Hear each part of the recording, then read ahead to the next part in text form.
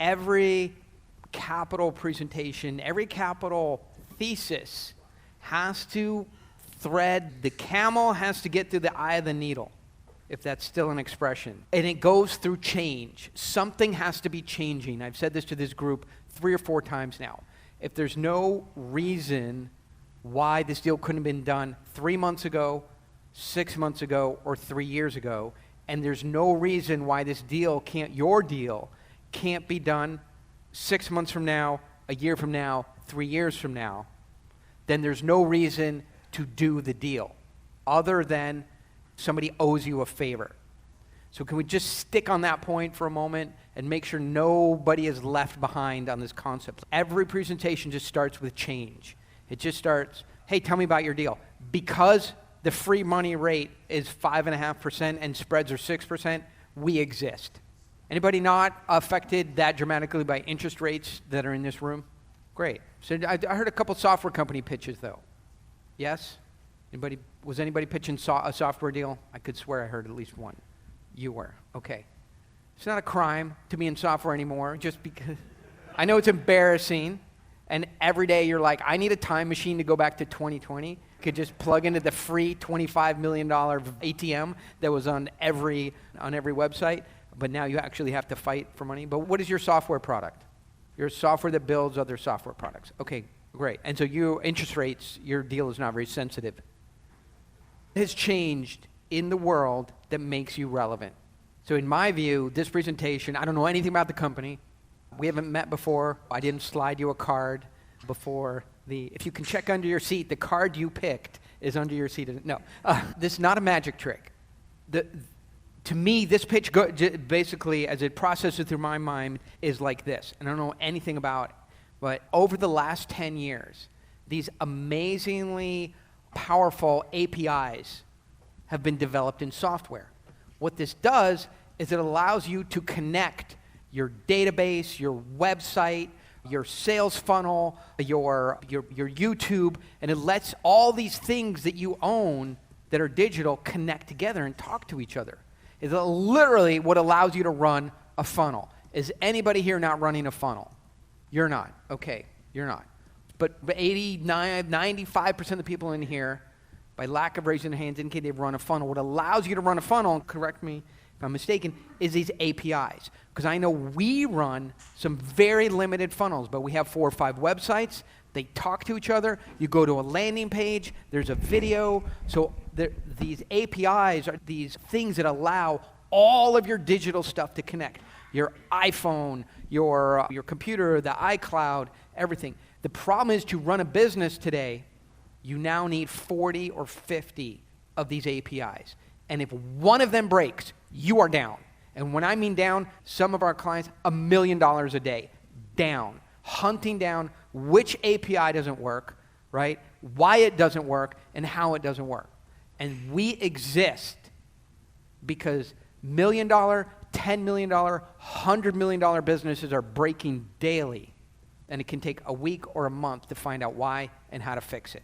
All right. And then I would just keep squeezing that to today. You saw Microsoft, the blue screen of death, shut down every airport in the world. If they just called us, that's what we do. Prevent shutdowns at that scale by getting up on our stuff early.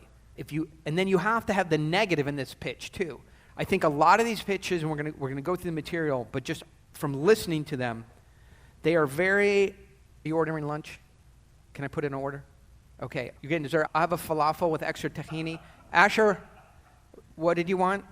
Ice cream. Ice cream. Anything. Okay, all right. Hey, I'm gonna need you in a minute. All right.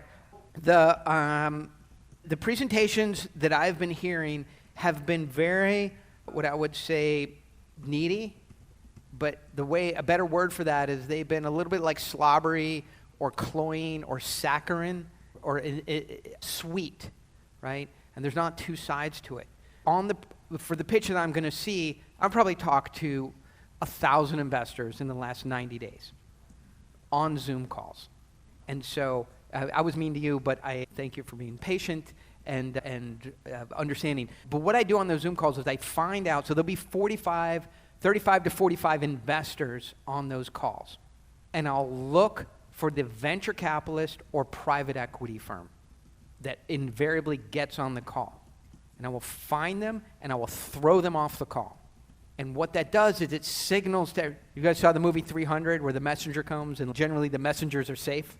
And Leonidas, the messenger, hey, don't kill the messenger. And he's like, and kicks the guy into the hole in the middle of the village. And they're like, you don't kill the messenger. You have to have the other side of it, the tough side of it. It can't be so saccharine and sweet. So you have to say this. If this was internet copy, the copy would be, this is not for everybody. But it has to be true, and you have to make it true. In the pitch, you say, hey, look, my pitch is if you're a private equity group or a venture capital group, this is not for you. If you're on this call and hiding, I will find you, and I will throw you off of this call. And the longer that you wait, the more sort of aggressively I'll do it, right? Because this call is not for you. This is for a certain kind of person that I want to have a relationship with. So I'm experienced at this, and that's super tough, right? And so what will happen is somebody will go, hey, what's your technology moat? I go, who's the venture capitalist, right? Because only venture capitalists say stuff like that, right? Small family offices and individual investors don't say, what's your technology moat? It's somebody who's coming from the... And so for your pitch, I think you have to identify it cannot be for everybody. Not everybody can invest in your deal. So just really quickly, just by a quick show of hands, do you have the microphone still? Who is not for your deal as an investor? Venture capital, right, because it's just what to know, you're not scaling fast enough, where are you located? You're in Miami, Florida, right? So I don't care how fast you're scaling, how good your technology is, there's nobody in Palo Alto that wants to go to Miami, Florida to sit on a board, right, and for board meetings, so it's just like, it's not going to, so I agree, for lots of reasons, venture capital. So you could do the same thing, where you say, hey, look, things have changed dramatically, right? One is these APIs break, and you have to have software like ours today. If you put software like ours in 3 months from now, 9 months from now, 3 years from now, you are very likely not competitive in your industry. So that is a systemic force. Doesn't have anything to do with you, right? And for that reason, because of the pace that we are building this business, we are not talking to venture capitalists. We are not on some big strategic 7 to 10 year build to try and create a unicorn. And today, if you know anything about the technology markets, the unicorn factory is broken. So I'm giving you the sense of a pitch. We haven't talked about features, benefit, product, value proposition, competition, or anything like that. The beginning of the presentation has to be systemic. Something that's happening in the system that is changing the economics of supply and demand. Not features and benefits, supply and demand. I just want to breathe on that for a moment and make sure, is there anybody here that doesn't feel like they could start a presentation with change, something that is changing in their market today? Would you feel uncomfortable doing it, or you don't think it exists? Yes. Correct! This is the presentation that I was supposed to give today, but Bridger was very, my boss, have you ever met my boss, Bridger? This motherfucker is tough, right? So that's a presentation we talked about doing today. And so I want to talk about that for a minute. You must have, every single one of you must have what I would call a macro thesis, which is really what we're seeing. What is happening in technology? What is happening in real estate? What is happening in energy? What is happening in politics at a high level, and how that is likely to affect the macroeconomics in your industry. It is so hard for me to give you money when I don't believe you understand what's happening in macroeconomics. So there is a podcast that I love called Macro Voices. It's easy to understand. You listen to Macro Voices? Can you get him the microphone? And here I thought I was a special snowflake. I listen to all these like little podcasts nobody ever heard of. I'm going to show you guys like how in the machine I am. And here you go. So tell us about Macro Voices from your perspective.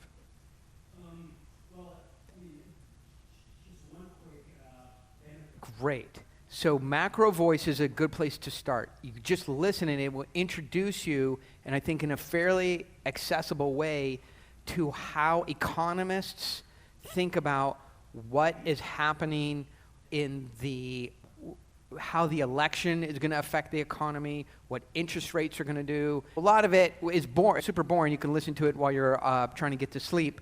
But it's what's happening in the metals market, what's happening in the energy market, what happened in nuclear power. There's a resurgence in nuclear power. What is happening in electric vehicles, what China is doing, what the outlook is. So it's very hard to believe that you can just not have a perspective on the economic machine that drives money, but be able to invest in real estate. It's very hard to believe that you can grow a software company without understanding like where we are in the cycle of private equity. Private equity groups are trying to flush out all these dead assets that they have without having them affect the returns of the fund, and they're doing all kinds of goofy things, extending the life of the fund, but they got to flush out all their dead companies without reporting too bad news. That's why they're shut down, because they're doing these workouts of all these dead companies. So one thing that Macro Voices or another macroeconomic site that, I'll land this for you guys, had done some research on it, and this was very helpful for me to understand. The unicorn factory is dead. What used to happen in 2021 is you could build a part of a company and sell it to a venture capital group or a private equity group, and that you would get paid for that. Maybe still stay in the company, but you would make a lot of money selling a company that was not fully built. So we would build the user interface, the pitch deck, and get 2 users, right? And then call that the seed. And then if that was going well enough, then all we had to do is take in some venture capital, and we were safe. We could get paid, maybe we took a little money off the table, and the venture capital would then use the money to do some advertising and scale up customers and build more robust technology. But it was losing money like crazy. And then they would take it to a private equity firm, and the private equity firm would fund it, right? Then the next guys would be safe. The thing is still a money-losing hog, right? And then they would build some management team and some infrastructure on it, and then they'd sell it to the public market, and they'd be out. Everybody made money, and no company was built. And then the retail guys lose money on it. It's called Snapchat. So is Snapchat even a company today? Like, it's not clear. But the founders of Snapchat made $1 billion, and Snapchat is not a company. That unicorn this was if we were making a car, so he and I would put together the chassis, and then we would sell it to somebody else, and they would put the engine in it, and they would sell it to somebody else. You can't have everybody making money anymore, not building a real company. Unicorn factory is dead. So that's a macroeconomic thesis that I think is very helpful when you're in conversations with your investors, that they understand that you understand where we are in the economic cycle. So there's a long answer to the question, but the way to build this is very easy. Unfortunately, it takes some time. Goldman Sachs, JP Morgan, Bank of America, Wells Fargo, and McKinsey all have their global outlooks, their quarterly global outlook and their annual global outlook on technology, on real estate, on economics. So what I do is I read those and I grab excerpts that my tiny dinosaur brain can understand, and I drop them all in basically a pull file. And that is my macro thesis for the year or the quarter that I update. And now it feels like when you're talking to an investor, they're talking to someone who understands where we are in the economic cycle, what interest rates really mean, and you have an economic thesis. I can tell. So how many people here are talking to, I think we talked about it before. So a lot of you guys are talking to investors. What would an investor love to hear? One is that your market is changing and you're front running the change. And 2, that you have an economic thesis about where politics, the economy, energy, and real estate are going over the next year. That is music to somebody's ears. If we just pause on that, so in answer to your question, that was a 20,000 word answer to a short question. But does that make sense? That you have to read the readily available published information on macroeconomics, what JP Morgan thinks is going to happen. They are not going to miss it by huge swaths. I bet if you go back and you look at the pandemic, the people who really are in that industry knew there was going to be a pandemic very early on. They were warning people and everything like that. You look at we saw one today, The Big Short. Those guys could see the 2008 crash a mile away. And so the guys who really know what they're doing and inside the industry are not missing the big movements. So if you can just follow what JP Morgan considers to be their global, their annual outlook on real estate, and then supplement that a couple times a week with podcasts like economic podcasts like Macro Voices, and now, people will say the same to you. You sound very well read. You're like, I don't know, like I spent 3 hours on January 2nd reading the JP Morgan report, and then I listened to 5 podcasts. Why? Because nobody else is doing that. And so the most valuable person in a relationship, in a deal, in the room, is the person who has some perspective on what's going to happen next, is what's going to happen around the corner. If you look at a large company that has a large sales force, that has a CFO, a CTO, a CMO, a COO, all these O's, right? But if you're a salesperson and you can tell the CEO what revenue your sales team is really going to deliver by the end of Q3 and it's Q1, that CEO will constantly be trying to spend time with you. The person who knows what's going to happen from a revenue, from an income, from an interest rates, from market movement is going to be the most valuable person in the conversation. So we saw this slide before, and really all I'm saying here is if you do this work, other people are going to go, wow, it's amazing. He's able to cut the lady in half and put her back together. And you're like, this is all I do. The knowing the trick and the way that the banks do it, the way the investment bankers do it, the way that the hedge funds and the private equity groups do it, that's what they're doing, is they're getting ahead of the information cycle and providing people certainty and knowledge. But all you're doing is reading a couple macroeconomic outlooks report and really having an economic thesis. So Bridger, if you wanted to see who's real, I think we have everybody's email them in 30 days and say, send me your Google file of your macroeconomic thesis. In fact, what would be really cool is to take a group of people and put all of ours into ChatGPT and say, for this group, come out with a well-organized macroeconomic thesis. So I would join that group that will report in 30 days with an economic outlook that I've researched. Does anybody else want to join that with me? All right. Bridger, how do we form this group? Put it on Slack. Okay. All right, great. I will join that group. I'm working on my macroeconomic thesis right now. I have a big deal. And so I will join that group if you want to join it with me. We can merge all of it. None of this is secret. We can merge all of ours, put it into ChatGPT. As long as it's not opinion and it's sourced from somewhere, we'll put it in ChatGPT and we'll come out, we'll do a collective thing that says, hey, I now have a thesis on what the next 12 months is going to look like. So that's absolutely important. All right, I want to now get into the presentation, and we talked about that. So the old way of raising money, and a lot of you guys have seen this, is we say, hey, look, here's me, I need to raise money. I'm going to go to venture capital, or I'm going to go to private equity, or I'm going to go find family offices, or I'm going to go find some crazy rich guys, or I'm going to go to a bank for some debt. Right now, I'm going to go somewhere and look for capital. I want to encourage you that the new way is that the capital comes to you. And that is fully possible. That is what we do here. The capital chart I showed you earlier, the $37 million that we're pulling in over the next 90 days, we're working hard. We do a lot of presentations. We make pitch decks. We have a macroeconomic thesis. I know how to close with investors. I think about how to open. I have good presentations.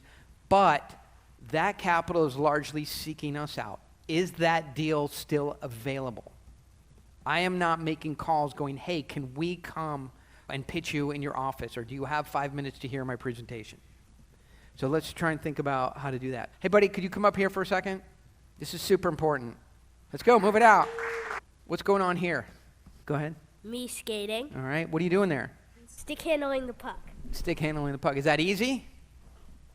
Pretty easy. Pretty easy, all right, great. Thanks for ruining my presentation. Round of applause. Thank you. All right, head back there, wonderful, yeah. All right. Kid for sale, for adoption, or whatever you call it today. All right, thank you. All right, we got through that. We got through this. So I think we're going to talk about where to get the investors from, right? But what we spent the morning doing is getting hung up in talking about our product and our service. Investors buy a financial product. They do not buy real estate.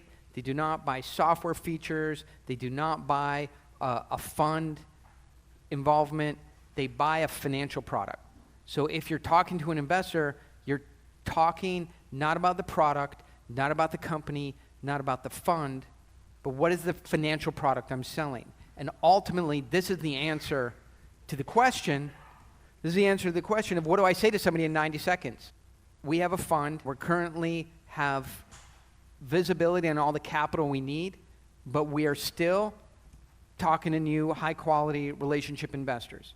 It is because of the change in XYZ market, we're looking at 22% IRR, 12% ROI with an 18% hurdle, short hold period, easy redemptions, established asset managers, and we've only got another $10 million of allocations available.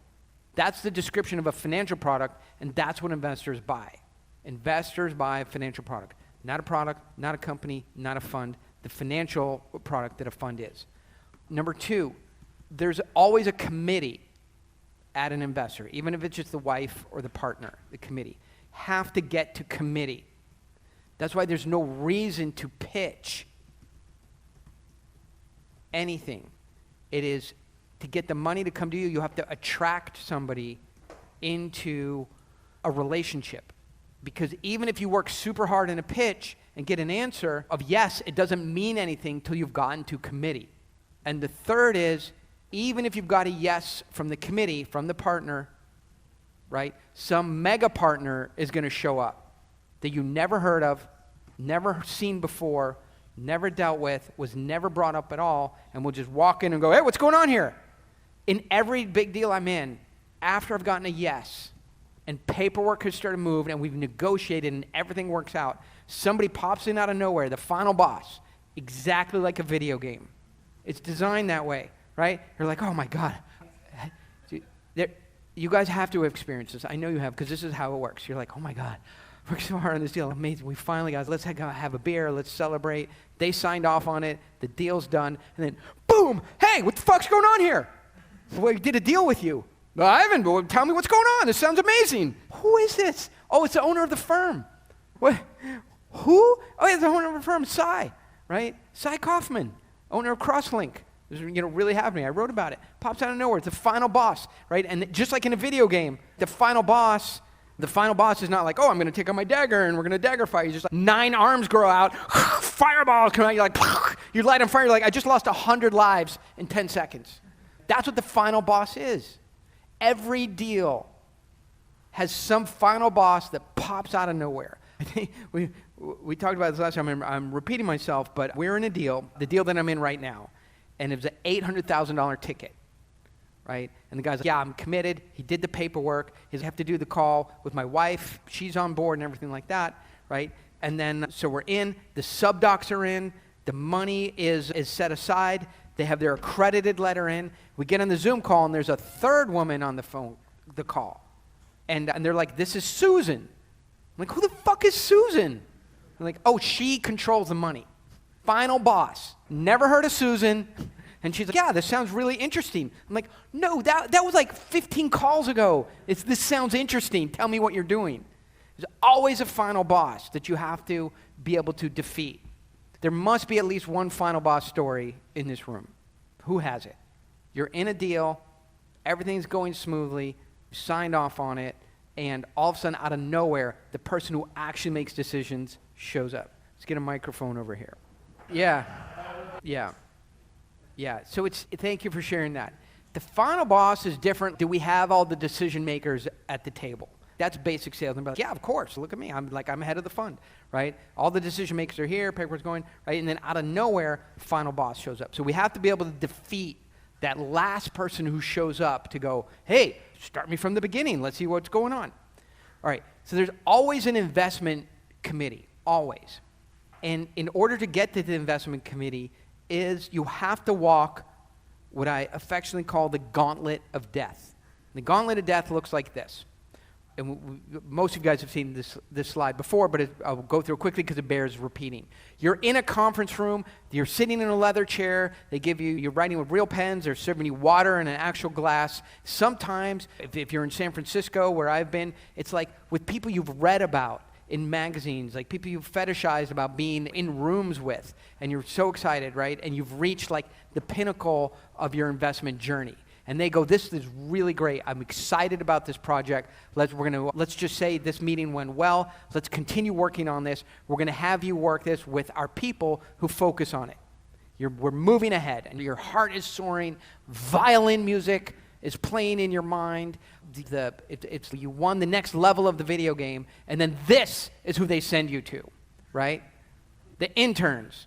And they're like, work with our people. Right, and you start working with the people, and this is who you get. So this is the interns way down the bottom. The interns, if it was a software company or a real estate deal, they're like, hey, what's the market size? What do the comps look like? What's the product to market fit? They're helping answer basic questions, right, that are in question. Right, then, so you have to work with them and run around and answering the questions and improve the deck, and then they move it up to the junior associates. Whether it's a family office or whether it's a private equity firm or a hedge firm or a fund of funds or CalPERS or whatever, then you're going to get in these guys. And they're like, hey, we're testing your key assumptions.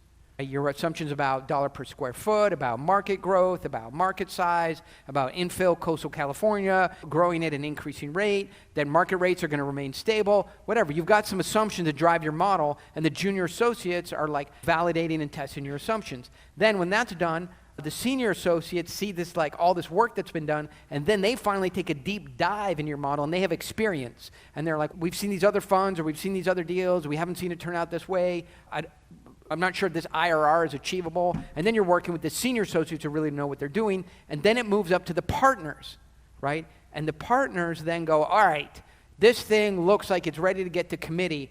We're going to put together a committee package. Right? Then they put together an internal document that goes way over here to the committee. You aren't at this meeting. Your deal is not being represented the way you would, and it just doesn't have your moxie and chutzpah. Why does this happen? So take a couple pot shots. Those of you, so who's been through this process? So quite a few of you. All right. So why do you feel this happens? Yeah, people, way of the world. Yeah, let's pass the microphone over here. I agree. For no good reason, it happens. To remove emotion, right? So there's no relationship, money. Improve the quality of the deal, for sure. Over here. Yeah. For anybody else? Yeah. Yeah. Run a process, for sure. Lincoln? Reduce. Yeah, so in the deal, at the deal level.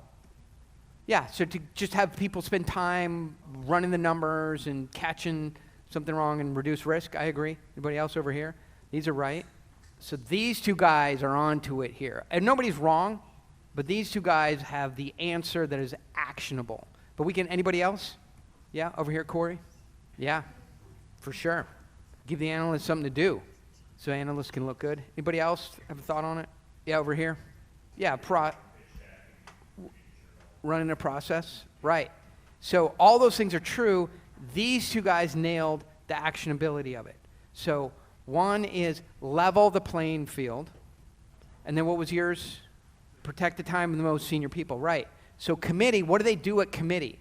1 in 5 deals, if it gets to committee, largely they're voting up unless it's just a bad week. But the job of all these people is to send stuff to committee that they can invest in. The committee wants to get together for a couple hours, look at 5 deals, and vote one for funding. That's what they want to do. Vote one into like really deep diligence and negotiation. So that's a job of committee, and it's to level the playing field where everything that goes to committee needs to be in the same format. So the committee can efficiently look at something and be fair to all the deals. And the answer is write the committee pitch. If you want your deal to move through a firm or through investors like poop through a goose, Not sure that's, I've been saying that for a long time. I might need to get that out of my metaphor or examples. All right, so if you want your deal to just go up and go straight to committee, so all these people go, yeah, looks good to me. Well, I don't know, looks good to me. There's no work for me to do on it. Yep, and just go to straight to committee, then put it in the committee format. Sure. Less than 500 million, right? So no committee. You don't know what committee means. Yeah, it's a star chamber. It's some guys looking over the material, like we do it here. Hey, send us your deck. And then me and Nate, the committee, look at it, and we go through it, and we go, what the, I don't know, this is crazy talk, right? So these guys, everybody over here is, I don't know, could be a deal, could not be a deal, let's look at it, let's kick it around. Like, it's not good, it's not bad, we're not ready to kill it, but we're not ready to do anything with it, and we're going to just keep like asking, we like it, but these numbers don't make sense. If they can validate these numbers, like if this magic box can produce energy at this megawatt rate and scale up, we would do this deal. But I'm not going to embarrass myself and take it to final vote in the format it's in. Because if it gets past me, and I've had all of these jobs, right? So this means if it gets past me and they look at it and those questions aren't answered, I'm fired, right? Or I get egg on my face. This is, hey, this thing makes sense. We vetted it. We're putting it in front of the firm. We're not the decision makers, but let's get this in front. See if the firm wants to do this deal. It's a package. It's a package. Yeah, correct. Listen, if you had to have all these people help put your deck together, why would we put your dumb self in front of the committee? We had to put 50 hours of work into your package. And by the way, the reason this is the gauntlet of death is not this, is because the cost on this, these people get paid, right? So your valuation, that's why venture capital firms can give you a depressing valuation, not because they're mean or aggressive or anything, because they want to get paid for doing all this work. So what you want to have is something that a committee member, and this is what we do here, is build packages that committee members, literally I've given this example before, if they see this deal floating around here and it's fully packaged and it's mature and it has all the elements that are needed, they snatch it and they go, give me that. Go work on something else. Many of my decks have gone into a firm with the CEO at this level, and then the actual committee goes, hey, what are you doing with that? That thing is a fully packaged deal that's ready for us to look at. Give it to me. And you go work on something else. But they're not going to let you in that meeting if the work you produce gets snagged down here. Okay. And your chances coming in at the analyst level are 1 in 1,000, because lots of stuff gets killed in here very easily. Forget the point there. That Corey made. Analysts want to make themselves look good. What's the best way to make yourself look good if you're an analyst? Is to find something wrong with the deal, right? And what I find is what happens is a lot of the presentations, whether it's real estate, whether it's a fund, whether it's a fund-to-fund, whether it's a software company, are focused on these things: mission, vision, courage, change the world, huge need out there, or experience, we have a better thing, we have a better model, we have a good social following, we have provisional patents, or we have somebody signed on, or whatever, right? But this, and this is the answer, this is what goes to committee, is a model. This is what committees know how to look at, is a financial model and the assumptions that drive that model. Let's see. This is the deal. An assumption-driven model is what committees look at. An interesting point is, I don't want to use ageism, but like in 1 or 2 generations ago, people would say, send us your business plan. You do not hear that today, right? A business plan technically is what a corporation produces. So multiple divisions, sometimes international divisions, know what everybody's doing, and they're integrated on some kind of plan.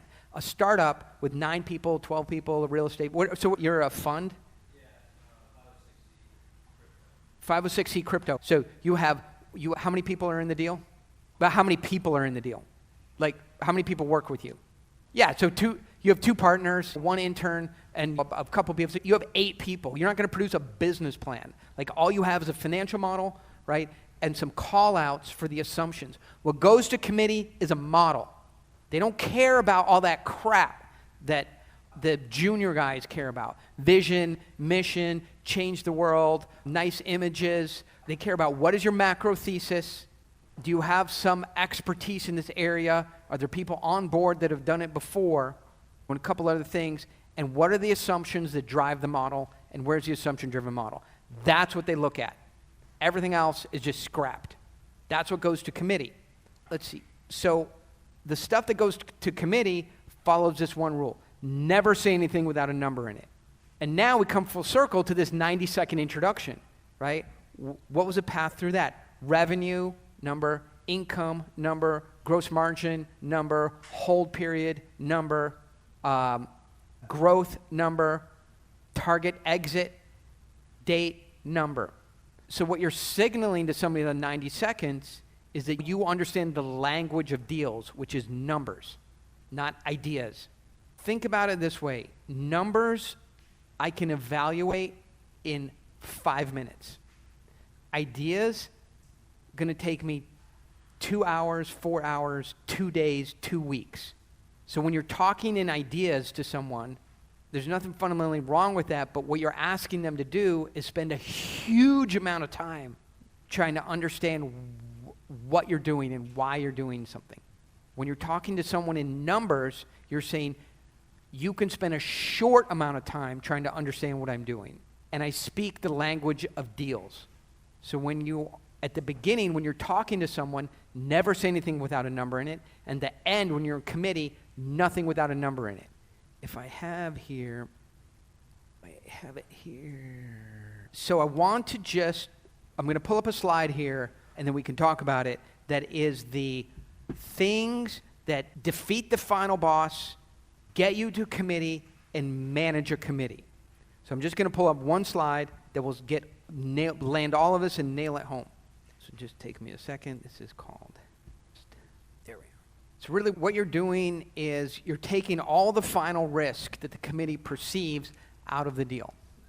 So number one, we've been talking about this all day. Winter is coming. There's a systemic temperature change in the market that you're doing. The interest rates are changing, supply is changing, demand is changing. Something that is well understood, easy to verify, is systemically changing. Not your opinion, not that your value proposition. This requires no convincing. You Google it, and it's the first link on Google. The free money rate is 5.5%. Spreads are 6%. The first money you could get, even in a good deal, is 11 or 12%, if you could even find that money.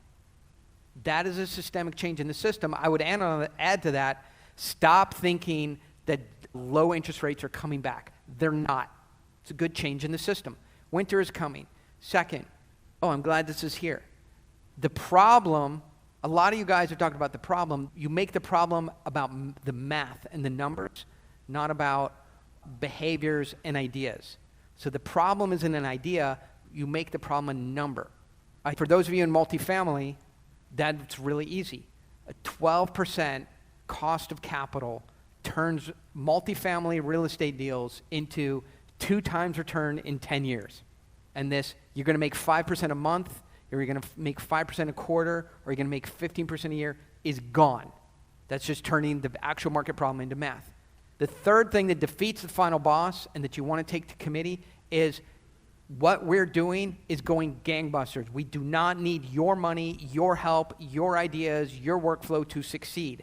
Matter of fact, if you guys take too long to think about it, I'm out. So that's really the flip the script. The committee really wants to do a deal they think is fairly priced. So you've got to have clear valuation defense. This is a big thing. Only one X factor. There's literally a show called X Factor, right? You can't come on and go, I juggle, I tame kittens, I can say all 50 states backwards, and I know every capital in the world. No, there's not one X factor that you can have. They only let you on if you can do one thing better than anybody else. I think a lot of funds try and stack up all these things you're great at. One thing that we are better than anybody else. You guys are emerging fund managers. It's not a division of Vanguard. Realistically, anybody here have more than 8 people in the firm? How many? 180? Okay, don't raise your hand to my questions. You're with my son, ruining the example. Go sit over there with him. Most of you guys have 6, 7, 9, 12 people in the firm. You cannot be doing two things that are great. One X factor. You have skin in the game. It is just a committee is going to turn you around if they feel like they can put money in a deal. Things cannot go perfectly and you go, fuck it. We tried hard. Here's the project. See what you can do with it. I wasn't able to get it able to go as well as I thought. Of course, do investors put money into deals where they don't have skin in the game? Yes. It's called seed capital. Valuation is, $3 million. It's everybody's trying hard. It doesn't work out. Thing blows up. That's the way of the world. Those investors in seed capital understand sometimes you have to put 45 investments in to get one to work, 150 to get all the way to an exit. So what is the skin in the game? That is a determination at committee, right? And that one thing will shut down the final boss. What's going on here? What's going on here? I got $5 million in this deal. We're allowing you to put $3 million in, and you can ride on an early exit for a 40% return. That's what's going on. Hey, okay, cool. Why didn't you say so? No problem. Sorry I asked. Can you guys envision that scenario? Because I've been in there many times. The financial models are stress tested. You cannot send financial models that a blind man in the dark can go, wait, what's this number? Where did this come from? Literally, I have a pitch which goes, let me send you, so for somebody that I know should be in the deal, they're being resistant, this is my pitch. Let me send you the financial model. We have had a gorilla jumping up and down on it for a year. That thing is airtight. The assumptions are clean, easy to validate. It's a private equity model. You'll recognize it in 2 seconds. If you don't love the model, you don't even have to reply. Just text me and say, I'm out. I've gotten back into firms just by saying, hey, this financial model is airtight. It's been stress tested by people who know what they're doing. I think in today's world, we, for good reason, have a lot of appreciation from graduates from Harvard, Yale, Duke, Dartmouth, USC, UCLA. For Nate's sake, I'll throw Penn State in there. Very good program. For my son's sake, I'll throw Santa Monica Community College in there, where he will, unless I buy a library wing somewhere. That's probably where he's going to be going. Hockey player. But this deal is not full of young people from very good schools who are super smart and great at solving problems, trying to do this for the first time. The signature element of the pitch that I'm going to show you guys later is the team that is running this just built one of these and went from 0 to $100 million in 36 months, and that thing is making $2 million a month today. Not some smart kids from Dartmouth trying to solve problems. Team with a relevant background. In the same way that I'll get back into a deal with stress-tested financial models, if someone says, I don't know, we don't have time, like it's a no. Hey, man, I have a super tight due diligence data room. Get one of your analysts in there, have him poke his head in. You will go, everything that we need to look at this deal is in one spot. It is a classic, developed, clean data room that has everything you need to make a decision. So this is really about time, because what happens is if you signal to people that you have an interesting deal, but they're going to have to spend a huge amount of time looking at data, having data requests, send you a data list, doing diligence, missing diligence, validating things. So if you say, I have a super tight, clean data room that you can get in once, see everything, and make a decision. I'm like, well, okay, great. We'll do it. We'll take a look at it. This is why people don't want to do deals. They don't want to spend time on it, not necessarily that the idea is bad. This is another mechanism that when you're dealing with the committee or you're dealing with the final boss, hey, man, listen, we are not going to do 8 rounds with you. We have a stress-tested financial model. This market is happening today. We're not raising money for the next 12 months. We're raising for this market. We're sending this to your committee. I'm not screwing around with the partners. And we're not going to do 8 or 10 rounds of back and forth. You're going to look at the package. You're going to ask 2 questions. And then you're either going to be in or you're going to be out. This is going to be the fastest, cleanest diligence process you've ever had. It's my commitment to you. If at any point that is not true, just say we're out, no problem. But let people know that these things are really happening. We're not going to get in there and grind it out with you. If you're a grinder, don't even start this process. We will end it. The deal is fairly priced. The valuation is more than reasonable. We're giving you a good deal. The financial models are stress tested. I got $5 million in ourselves. We're super focused, right? We have tons of traction. The problem is very acute and easy to understand, and this is happening today.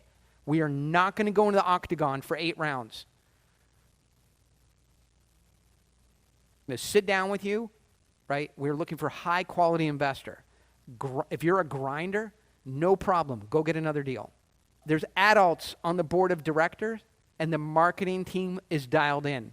This is a big one, is you get into a deal as a committee, everything looks good, and then the wife and the trust was on the board of directors, or the husband is there, the uncle, and it's very insular and very family-oriented, and it's not a real board of directors.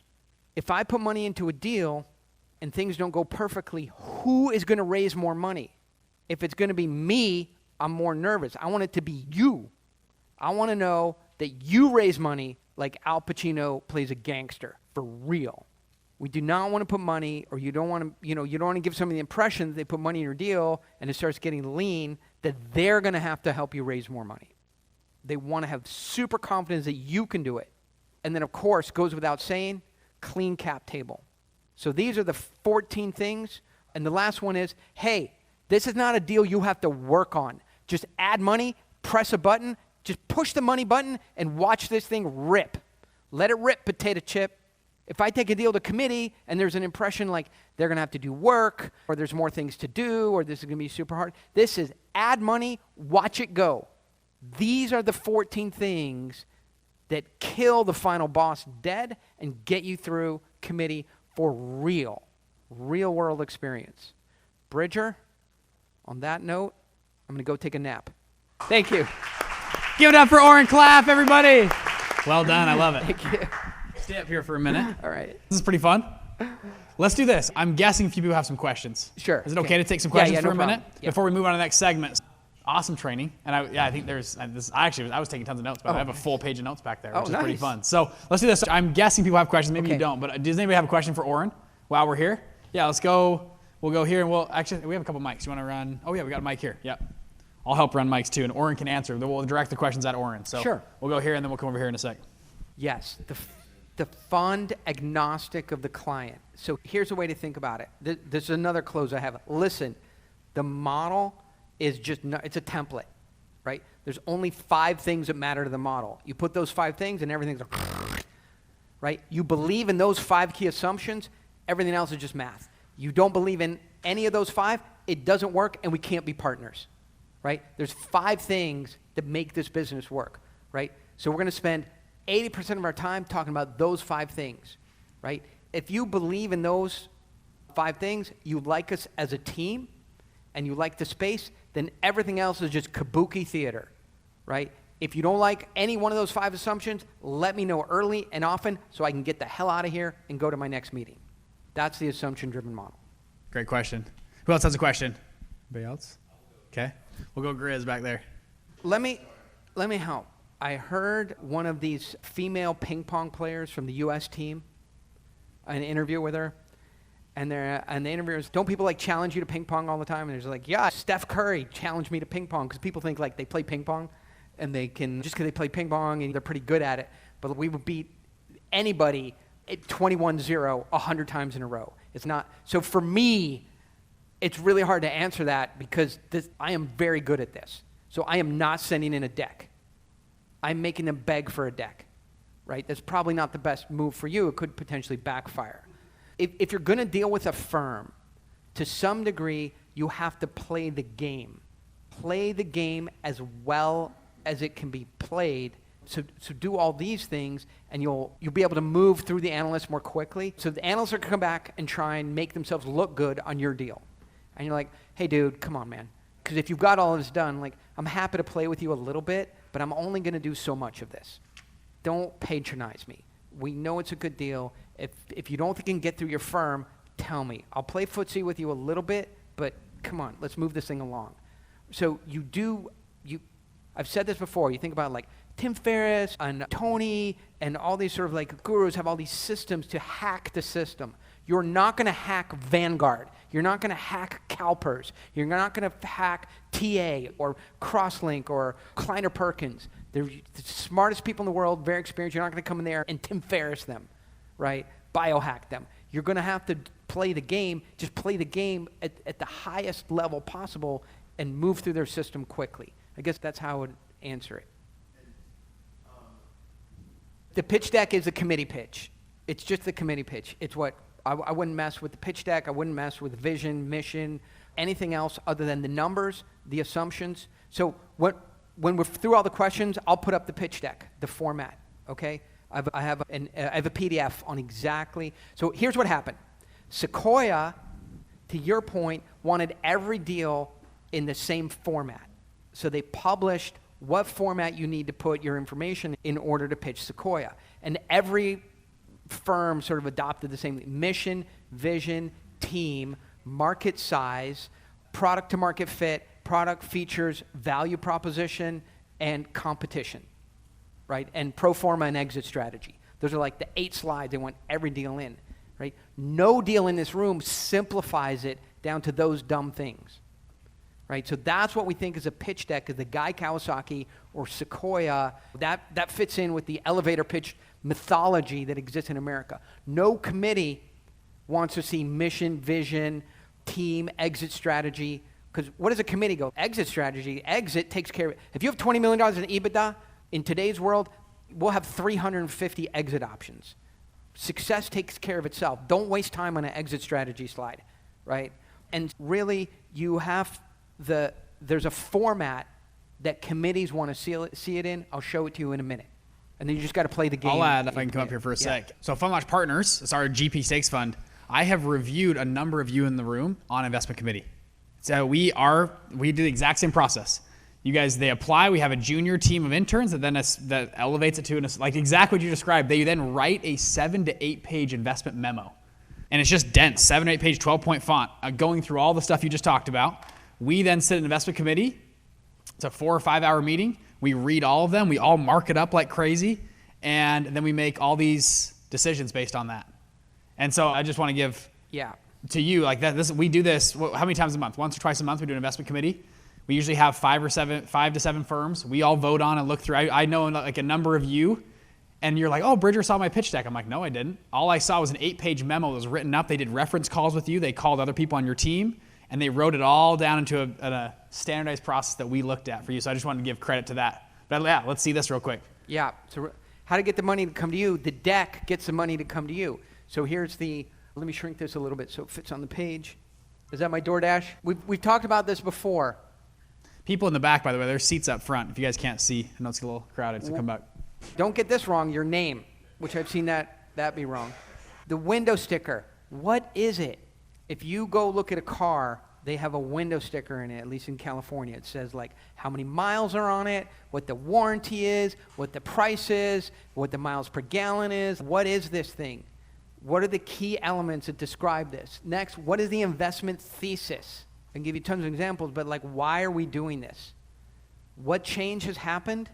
Why does this have to happen now? Why is there a short window of time where the stakes are high? Not problem solution, but what huge unmet demand is there for this product or this deal? What problem has gone unsolved for way too long, causing a supply-demand imbalance? What is our jaw-dropping business model, our solution that solves the supply-demand imbalance? What traction do we have in the business? How do you validate all of this that we've talked about? What is our business model? Like, how do we make money? What's the investment opportunity? How do you make money? What assumptions drive the financial model, which we just talked about? What does a normal financial projection look like? How is money going to get used? And then a bit of, cool, we're going to take over the world. That's a committee pitch. That's the order they want it. That's the amount of detail they want. That's what they're looking at. And if you have that, so somebody's going to go, send it to committee. The ideas that you see presented were in this format. Would they be closer to the format you guys are looking for? Yeah. We just have paragraphs on each one of these is what they do. They end up just writing it out in a paragraph. Yep. And they sometimes slide the pitch deck too when they see it. Any other questions? Spot on. Let's take one more for time. Oh, traction. What evidence is there that this is working? Yeah, so really quick, I just wanted to just say thank you too. So a lot of this is something I read your books and things of that nature 3 years ago. The better this format is, the more, okay, here's what I'd say. If you want the phone calls, the money, the deal flow, the people to come to you, right? You have this, and if you can make people look good by showing your deal around, then it will start to spread. I've said this before to you guys. An accountant, a lawyer, and a CPA have all the relationships that you want, right? But they're not going to turn them over because those are their clients. If they can make themselves look good by sharing your deal, they will. So your lawyer who's looking for new business will be like, look at these ballers that I'm involved with, right? One of my clients has this amazing deal, right? He's going to make himself seem higher status, more, respectable and in the flow of deals by showing your deal around. And that's how my deal spread. People are like, hey, have you seen Oren's new deal? Check it out. Not because they want to help me. They don't care at all. They want to make themselves look better. Love it. Thank you, Oren. All right. Clap it up for Oren Klaff, everybody. Well done. Thank well you. done. We will have Oren back in Yeah. just a little bit. You're going to talk about one of your deals, and it's going to be very fun. You're actually Awesome. gonna watch Yeah, I'll show you hey, by the way, the right question is, hey, man, this all sounds really exciting. Can you actually do it? I get on tons of podcasts. I've said this before. There's a guy who wrote a book called Exactly What to Say. Anybody seen this book? Somebody seen it? You have? Yeah. So I had the guy on the podcast. I go, all right, hey, great. Like, it's a sales guy. I go, you wrote a book called Exactly What to Say. Let's do it. Like, I'll be a customer, right? Sell me, like, what did you sell? And you're like, well, I sold books. Sell me some books. He's like, I'm not really prepared to do that. I'm like, you cannot write a book called Exactly What to Say and not know exactly what to say. So the real question is, hey, man, you're so good at all this stuff and you know how to do it. Let's see you do it. So that's what I prepared. Yeah. Which is, we've done this once or twice before, and it's been, I think, very valuable for people to see, which is very fun. So we'll have Oren back in a minute. Okay, Clap it great. for Oren Thank one more you. time. Thank Hey, you, everybody. thank you. Well done.